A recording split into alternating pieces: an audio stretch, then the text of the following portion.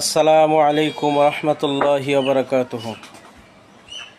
দেশ এবং দেশের বাহির থেকে যেখান থেকে আমাকে শুনতে পাচ্ছেন, আমি আজকে ব্যতিক্রম ধর্মী দু একটা কথা বলবো।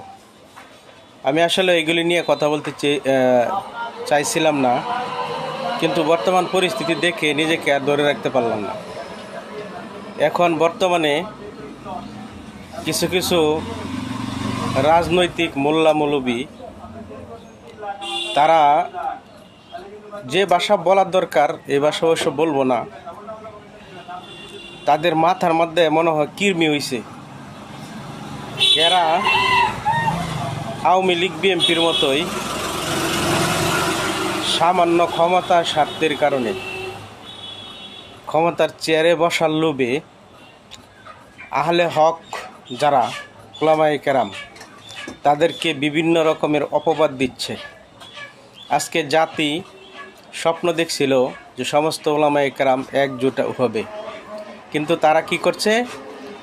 একজোট তো দূরের কথা, আওয়ামী লীগ বিএনপির মতোই তারা দেদারছে মিথ্যা কথা ছড়াইতেছে। তাই আমি জাতিকে বলবো, সমস্ত জনতাকে বলবো, আপনারা এখনও সঠিক বিষয়টা বোঝার চেষ্টা করেন। কারা প্রকৃত দ্বীনের দরদি, ইসলামের দরদি, আর কারা ক্ষমতার লোভে এই সমস্ত ভুলভাল বকাবকি করছে। আপনারা তাদেরকে চিনে রাখেন। আল্লাহ সবাইকে সঠিক বুঝদান করুক। ওয়া আখিরু দাওয়ানা আলহামদুলিল্লাহি রাব্বিল আলামিন।